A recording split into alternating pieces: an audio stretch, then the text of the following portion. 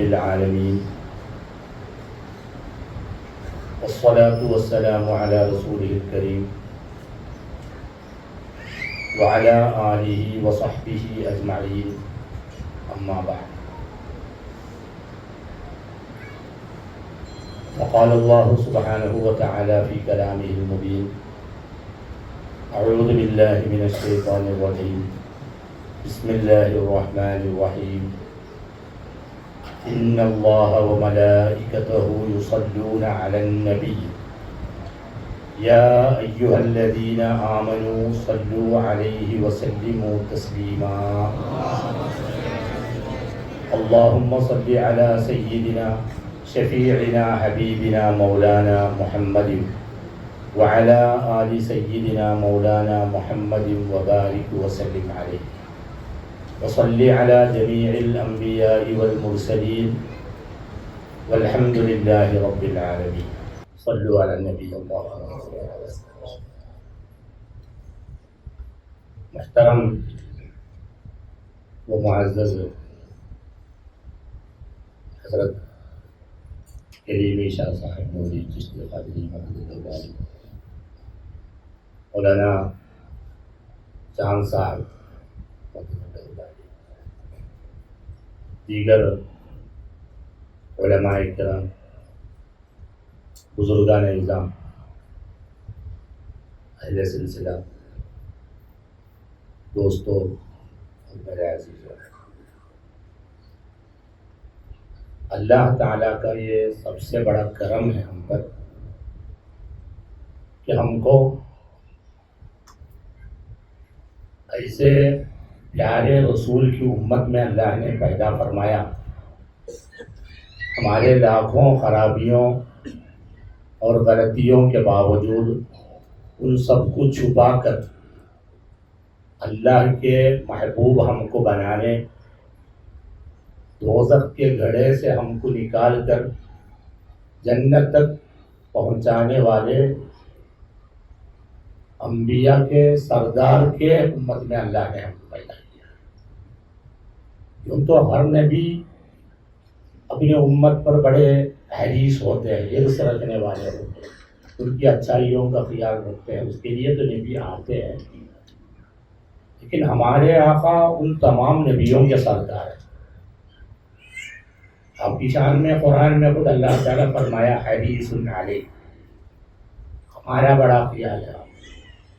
اسی طرح ہم دوزخ سے محفوظ رہیں، ہم اللہ کے غضب کے شکار نہیں ہوں۔ ہمارے اپنے حساب سے تو ہم میں لاکھ خرابیاں ہیں، اگر اس کے حساب سے دیکھا گیا تو جنت میں جانا کیا اس کی بو بھی سونگھنے کا ہم مستحق نہیں بن سکتے۔ لیکن اللہ تعالیٰ کرم فرما کر ایک ایسے رسول کو، ایک نبی کو آپ کا واسطہ ہمارے بیچ میں رکھا کہ انشاءاللہ علامتیں یہ بتا رہی ہے، قرآن حدیث کے فرمان سے یہ بات کا پتہ چلتا ہے کہ ہم کو دوزخ میں گرنے آپ نہیں دیں۔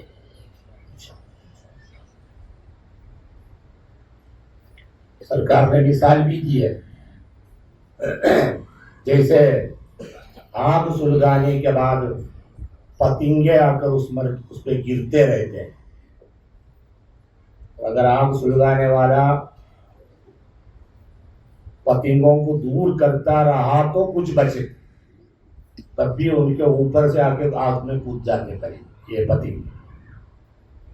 مثال دے کر سرکار نے فرمایا تم بھی ایسے ہی دوزخ کی آگ کی طرف اچھل کود کر گر رہے ہو، اور میں تم کو تمہارے پشت سے پکڑ کر تم کو پیچھے ہٹا رہا ہوں، تم کو بچا رہا ہوں۔ تو ایسے مشفق بچانے والے حدیث آقا کی امت میں اللہ نے ہم کو پیدا کیا، یہ ہماری زندگی میں اللہ کا سب سے بڑا احسان ہے، ہم اس کو کبھی نہیں بھولیں۔ پھر ہمارے اور ہمارے آقا کے زمانے کے درمیان 1400 سال کا عرصہ ہے، میری زبان آپ کو سمجھ میں آ رہی نا؟ نہیں تو میں اور ذرا آسان بولنے کی کوشش کروں گا. 1400 سال کا گیپ ہے. اس کے درمیان سرکار دو عالم صلی اللہ علیہ وسلم نے جن کو بنایا اور ان سے جو تعلق رکھے، ویسے لوگ بھی سرکار کی محنت سے محروم ہوئے. سرکار جن کو بنایا وہ تو محروم نہیں ہوئے کوئی، لیکن ان سے نسبت ان کے اولاد ہونے کے باوجود بھی محروم ہونے والوں کا داستان شروع ہو گیا ہے. آپ لوگوں کو معلوم ہے 100 سال کے اندر یہ ایسا انقلاب آیا بولے تو ہم تو 1400 سال بعد ہیں. وہ نعمتیں پھر ہم کو ملنا یہ کوئی آسان کام نہیں تھا، یہ اللہ کا فضل ہے، ہمارے آقا کی دعا اور آپ کا صدقہ ہے.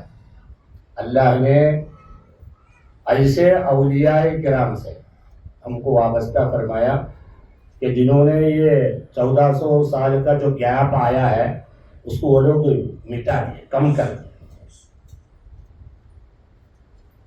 ہم صحابی نہیں ہیں، ہم تابعی نہیں ہیں، ہم تبع التابعین بھی نہیں ہیں، ہم ان کے جوتوں کے گرد کے برابر بھی نہیں ہیں. لیکن جو اسلام دین کی جو اعلیٰ نعمت اللہ نے آقا کے ذریعے ان کو دیا تھا، منعن ہماری صلاحیتیں کمزور ہے وہ اپنی جگہ پر، لیکن نعمت دینے والے نے نعمت میں کوئی کمی نہیں کیا، وہ فرق نہیں کیا، وہ فرق کر بھی نہیں سکتا. اگر ایسا کرتا تو وہ ظلم ہو جاتا. قیامت کے روز بولیں گے نا ان کے لیے تو انتظام تھا، ہمارے لیے کیا انتظام ہوا؟ وہ نبی کے قریب کے زمانے کے لوگ تھے. نعمت کے دینے والے نے کوئی فرق نہیں کیا ہے، ہماری اپنی کمزوری ہے، اس کا انکار ہے. تو وہی نعمتیں منعن سننے سمجھنے عملی زندگی میں لانے کا بہترین موقع اللہ والوں کی نسبت سے اللہ نے ہم کو عنایت فرمائی. ہمارے ہر بستی میں ہر جگہ اللہ والوں کے چاہنے والے تو موجود ہے. غوث پاک رضی اللہ تعالیٰ عنہ کو سارا جہاں جانتا ہے، ہم سب محبت کرتے ہیں، لیکن آپ نے جو دولت بانٹی ہے وہ بہت کم لوگوں کے حصے میں آئی. چاہنے والے بہت ہیں، نام لینے والے بھی بہت ہیں، لیکن جو دولت آپ نے بانٹی، آپ نے جو دسترخوان بچھایا اور اس پر آپ نے جو کھانا پیش کیا قیامت تک آنے والے لوگوں کے لیے، وہ دستر پر بیٹھ کر ان کا وہ کھانا کھانے کی سعادت کامیابی سب کو نہیں ملی. میری بات آپ کو سمجھ میں آ رہی ہے؟ اللہ تعالیٰ وہی غوث پاک کے دسترخوان کے لیے ہم لوگوں کو چنا. مکہ مدینہ کہاں، ہمارا ہندوستان وجے واڑہ کہاں، بغداد شریف کہاں، ہندوستان میں ہماری بستی کہاں. اتنے دور رہنے کے باوجود اللہ نے ان کے اس دسترخوان کو تو سمجھتے ہیں نا، ہم کیا بولتے ہیں؟ دسترخوان.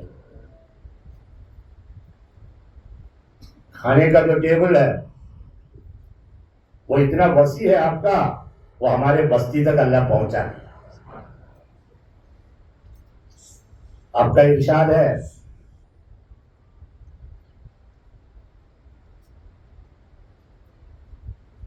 میرا فیضان، میری جو باتیں ہیں وہ تم کو صحیح طور پر حاصل ہونا ہے تو تم کو میرے ساتھ میرے دسترخوان پر بیٹھنا ہوگا، اور میں جو کھا رہا ہوں وہ تم بھی کھانا پڑے گا.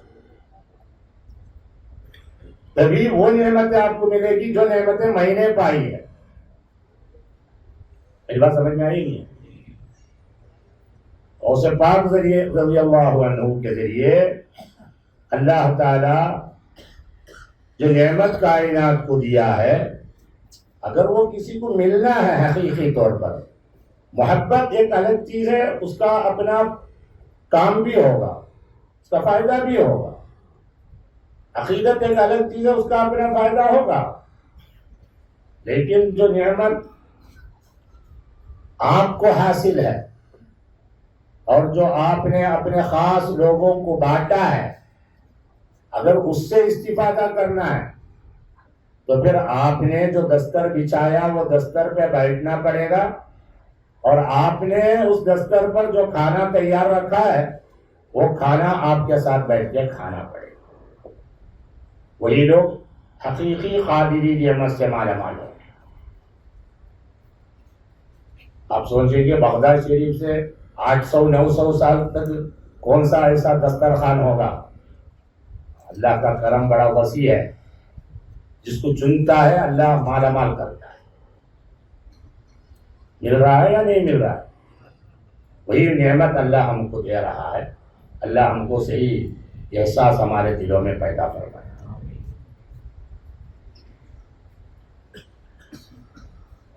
تین روزہ پروگرام، تربیتی اور اصلاحی پروگرام ہے. ایسے ہی سننے اور نکل جانے کا پروگرام نہیں ہے. گویا ہم اپنے آپ کو ایک صحیح دھونے والے کے حوالے کریں. جیسے ہم واشنگ مشین کے حوالے، آج کل دھوبیاں وغیرہ تو نہیں ہے نا، وہ پہلے زمانے میں دھوبی بول سکتے، اب تو واشنگ مشین کا دور. یہاں پر کپڑے کو کیسا دھویا جاتا ہے وہ نہیں سکھایا جا رہا ہے، پاک کیسا کیا جاتا ہے وہ نہیں سکھایا جا رہا ہے، بلکہ کپڑے کے لیے واشنگ مشین رکھا گیا ہے، ڈال دینا، صاف کر کے نکال کے لے جانا. یہ طریقہ ہے اللہ والوں کے پاس. ہمارے ظاہر و باطن کو پاک کرنے کی جگہ ہے، اس کا مشنری ہے. ہم اپنے آپ کو اس میں پیش کر دیں. پیش کرنے کے بعد ظاہر ہے واشنگ مشین خاموش تو نہیں رہتا. میں سمجھتا ہوں دھوبیوں کے ہاتھ میں پھر بھی کپڑے محفوظ تھے. زیادہ سے زیادہ ہاتھوں سے کبستے، ان کا ہاتھ تو نرم نرم رہتا. اور اگر زیادہ میلا ہے تو ان کے پاس جو پتھر وغیرہ اس پر ذرا رگڑتے یا مارتے. یہ طریقہ ہوتا ہے. یہ تو کرنٹ کا لگا ہوا چکی ہے. یہ ذرا سوچ کے دیکھو، اگر اس کے اندر ہم جیسے کوئی گر گیا تو کیا حالت ہونا؟ کوئی بچتا نہیں. اس انداز پر پاک کرنے کا. لیکن کپڑے کو باہر رکھنے سے پاک نہیں ہو، اس کے اندر ڈالنا پڑے گا. پھر پانی ڈالنا، اس کا جو واشنگ پاؤڈر ہے وہ ڈالنا. آج کل تو لیکوڈ ہے زیادہ. پھر اس کا جو ٹائم ہے وہ ٹائم تک اس کے اندر پھر آنا، نکال کر دیکھو چھک ہو جاتا، خود بخود ہی انہیں دھل بھی جاتا، پھر گرم بھی ہوتا. میں سمجھتا ہوں ایسا بھی ہوگا، استری کر کے بھی باہر آتا ہوں. پہننے کی بس باقی ہے. یہ انداز پر ہم کو پاک کرنے کی جگہ ہے اللہ والوں کی خانقاہ. اس کے لیے ہی وہ لوگ تربیتی کیمپ لگاتے ہیں. ہم اس کے لیے تیار اپنے آپ کو پیش کرنا. ان کو کچھ کپڑے کو ہم کوئی کام نہیں ہے، لیکن دھونے والے کے ہاتھ میں اپنے آپ کو دے دینا، وہ مشین کے حوالے کرنا. انشاءاللہ پھر دیکھو اللہ تعالیٰ کیسا اپنے کو پاک کرتا ہے. دنیا میں ظاہری جسم کو پاک کرنے والے اور اس کے باتیں بتانے والے بہت ہیں. ظاہر کی ناپاکی اتنی بڑی کوئی ناپاکی نہیں ہے. کوئی پانی لگا کے دھوئے تو بھی دھل جاتا. پانی نہیں ہے، تیمم کر لیا تو مٹی سے بھی ہو جاتا. اس کی اہمیت کو کم نہیں کر رہا ہوں، لیکن وہ اتنی بڑی بات نہیں ہے. اصل خرابی، اصل گندگی، ناپاکی کدھر ہے؟ قلب میں ہے. جو انسان کو مشرک بنا دیتا ہے، کافر بنا دیتا ہے، منافق بنا دیتا ہے، فاسق فاجر بنا دیتا ہے، دوزخی بناتا ہے، اللہ کے غضب کا شکار بناتا ہے، اللہ کی نظر میں ملعون اور مردود بنا دیتا ہے۔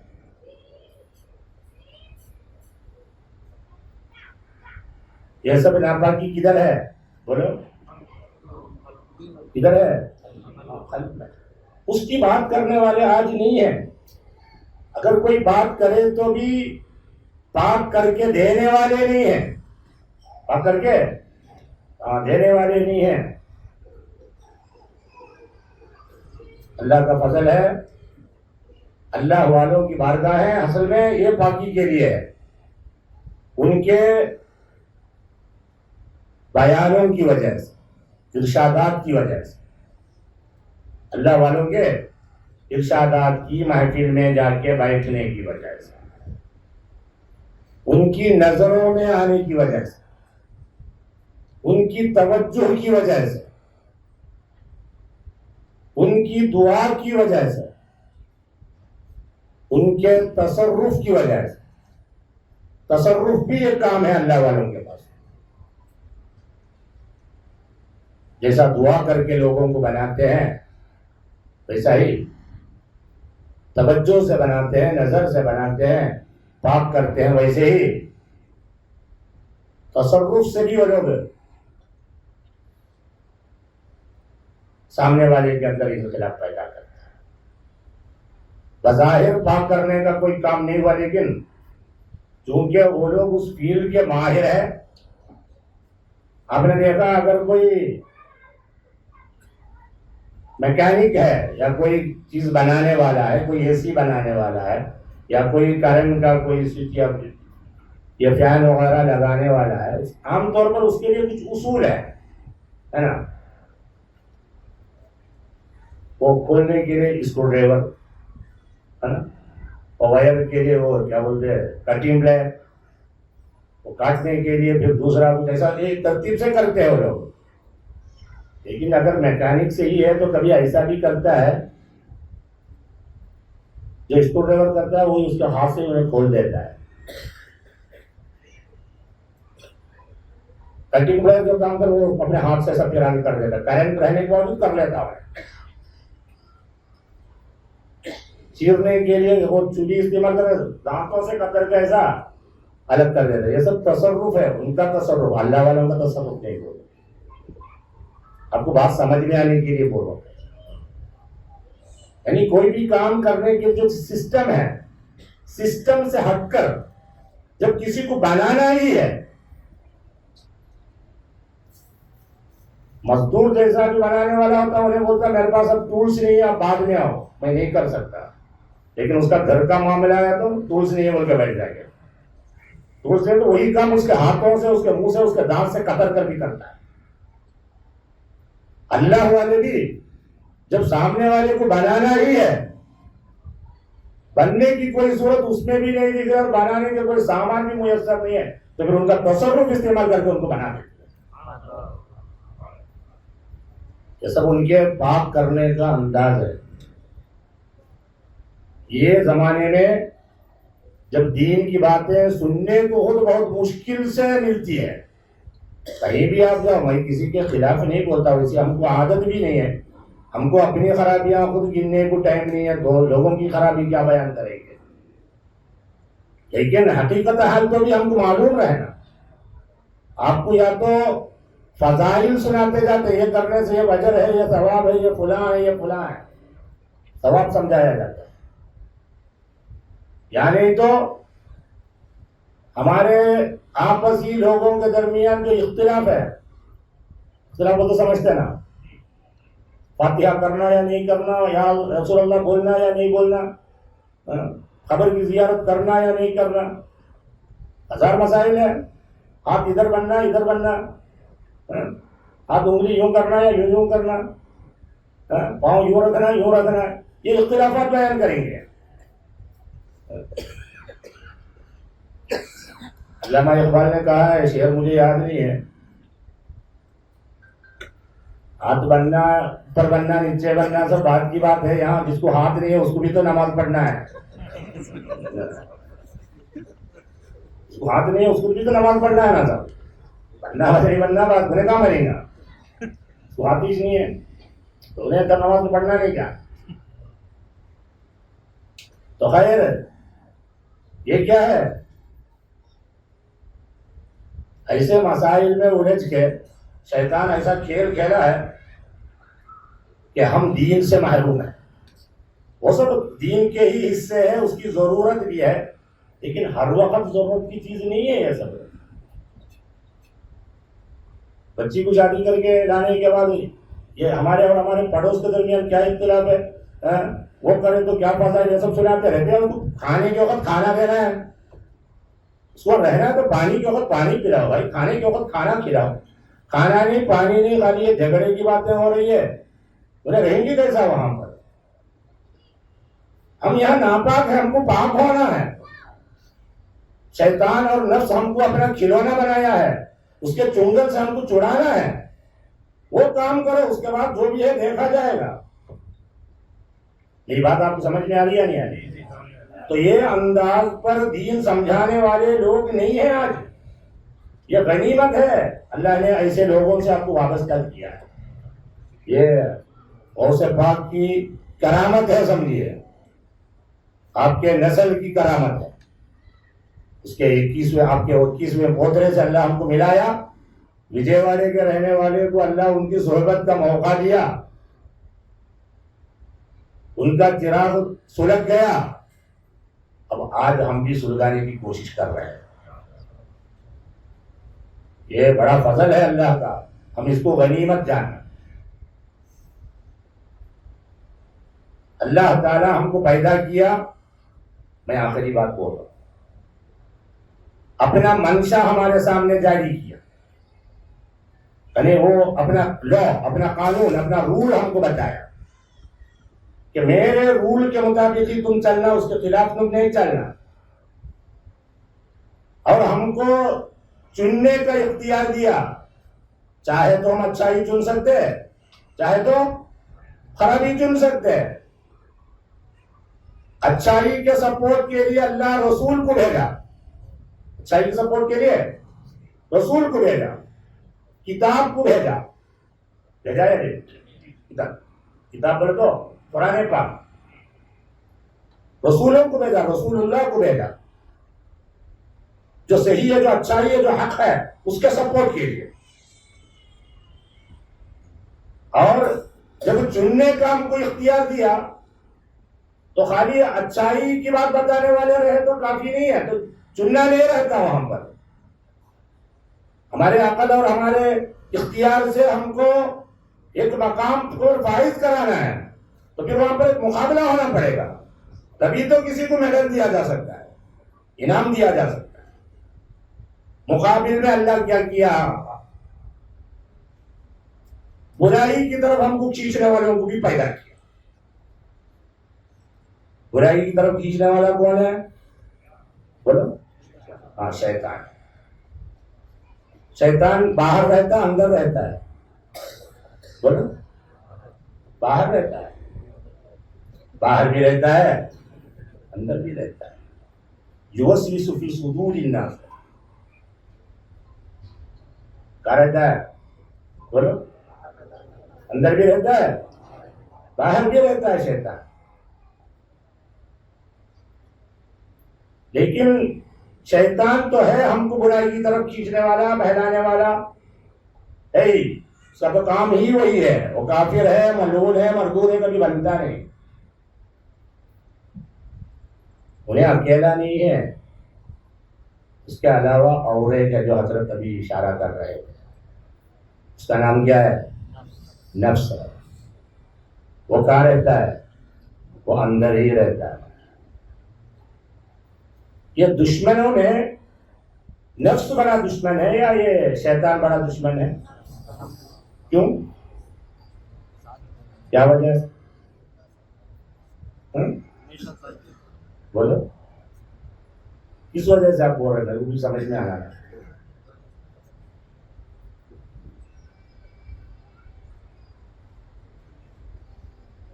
دونوں بھی اپنی جگہ خطرناک دشمن ہے، اس میں تو کوئی کلام نہیں ہے. آپ لوگ صحیح بول رہے، بڑا کون ہے؟ سرکار کا آئدہ نفس، تیرے دشمنوں میں سب سے بڑا دشمن تیرا نفس ہے. لیکن یہ اس میں فرق ہے، یہ دشمن ہونے کے باوجود، برائیوں کی طرف اکسانے والے ہونے کے باوجود اس کو بنایا جا سکتا ہے، اس کو بنایا جا سکتا ہے. شیطان کبھی بنایا نہیں جا سکتا، اس کو کبھی درست نہیں کر سکتا، ہے نا. یہ نفس کو کیا کر سکتے ہیں؟ ہاں، بنایا جا سکتا. انہیں اس لیے بڑا دشمن ہے. بولو شیطان کو کون گمراہ کیا؟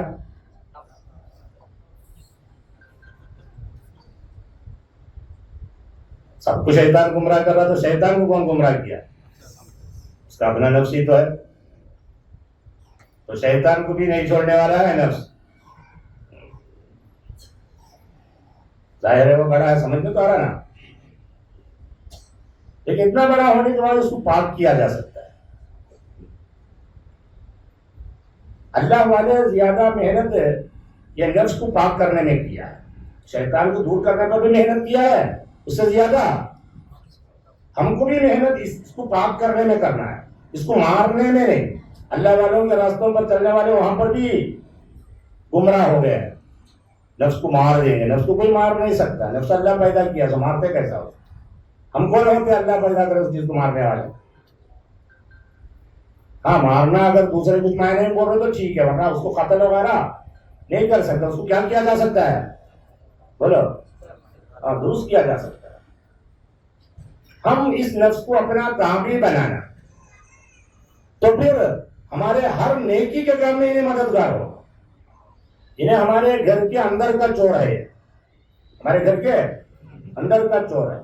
شیطان بھی ہمارا اندر آنا ہے تو اس کی اجازت ہونا.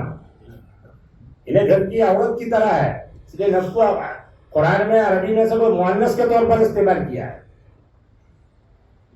مؤنث بول کے سمجھتے ہیں نا، مذکر مؤنث بولتے ہیں. فیمیل فیمینین جنڈر بولتے ہیں، وہ جنڈر کا ہے.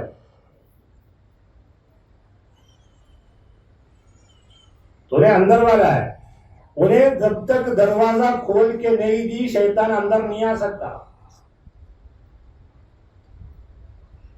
ہمارے گھر میں چور آنا ہے تو کون دروازہ کھول کے دینا؟ ہمارے گھر کے عورتوں کھولے تو ہمارے گھر کے اندر چور آئے گا. انہیں گھر کا رکھوالی ہے، عورتیں برا مانیں گے کیا؟ بولو اگر دروازہ چور کئی قسم کے جو گھر میں آتے ہیں، میرے اشارے آپ سمجھ رہے ہو، تو جب تک انہیں دروازہ کھول کے نہیں دی دوسرا کوئی چور اندر نہیں آ سکتا. ہمارے اندر بھی شیطان اس وقت تک داخل نہیں ہو سکتا جب تک کہ ہمارا نفس جو اصل ہمارے گھر کے اندر بیٹھا سو چور ہے انہیں دروازہ کھول کے دے.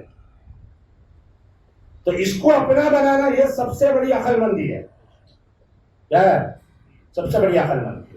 یہ نفس کو اگر ہم اپنا نہیں بنائیں گے، نماز پڑھنے سے انہیں اپنا نہیں ہوتا. میں جو بول رہا ہوں لکھ کے رکھو. نماز پڑھنے سے انہیں اپنا نہیں ہوتا، روزہ رکھنے سے انہیں اپنا نہیں ہوتا، ذکر کرنے سے انہیں اپنا نہیں ہوتا. آپ کچھ بھی عمل کرو، کسی عمل سے انہیں اپنا نہیں ہوتا. انہیں اپنا ہونے کے بعد اس سے عمل کرا، وہ عمل مقبول ہے، الگ چیز ہے. لیکن آپ ایک نیا کام، میں نفل پڑھ رہا ہوں، رات بھر جاگ رہا ہوں، میرا نفس میرا تابع ہو جائے گا، کبھی تابع نہیں ہوگا. نفس کو پاک کرنے کے لیے ہی اللہ نے کیا کیا ہے؟ نبیوں کو بھیجا ہے. امت کو یہ حکم دیا کہ ان پر ایمان لاؤ اور ان کی صحبت اختیار کرو، تمہارا نفس پاک ہوگا. یہی طریقہ ہے، دوسرا کوئی طریقہ نہیں ہے. تم خود اپنے نفس کو اپنے آپ پاک نہیں کر سکتے، وہی قرآن کا. تم اپنے آپ کو خود پاک نہیں کر سکتے. وہ پاک کرنے کے لیے اللہ کام کسی اور کو لگایا ہے. ہم اپنے آپ کو ان کے سپرد کر دیں. وہ لوگ اگر نفس کو پاک کرے، انشاءاللہ شیطان ہمارے اندر داخل نہیں ہو سکتا. اگر داخل بھی ہو جائے وہ ہمارے اندر زیادہ کرتب نہیں دکھا سکتا، انہیں وہاں سے بھگا دیتی. سمجھ میں آیا نا؟ اتنا طاقتور ہو جائے گا نفس جب ہم بنائیں گے. حضرت عمر فاروق رضی اللہ تعالیٰ عنہ کے بارے میں سرکار نے ارشاد فرمایا عمر کا سایہ بھی دیکھے تو شیطان وہاں سے بھاگ جائے گا. وہ کس کا پاور ہے بولو؟ اللہ کے حبیب نے آپ کے نفس کو جو پاک کر کے مصفا مزکا مجلہ کیے ہے. اب وہ نفس کے قریب آنا تو دور کی بات, اس کا سایہ بھی پڑے تو شیطان اس کے قریب میں نہیں آ سکتا. آج بھی لوگوں نے کہا اتنا پاور ہے وہ عمر رضی اللہ عنہ. اگر کسی کو رات میں بچوں کو سب شیطان آ کے پریشان کرتا ہے, رلاتا ہے, ڈراتا ہے, تو اللہ والے فرماتے ہیں کہ اس کے سینے پہ یا عمر بول کے سب انگلی سے لکھ دو.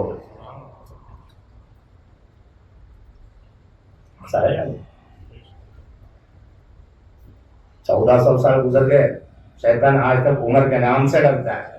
سایہ ہو گیا. وجہ کیا ہے بولو؟ نفس کو پاک کیا, نفس کو پاک.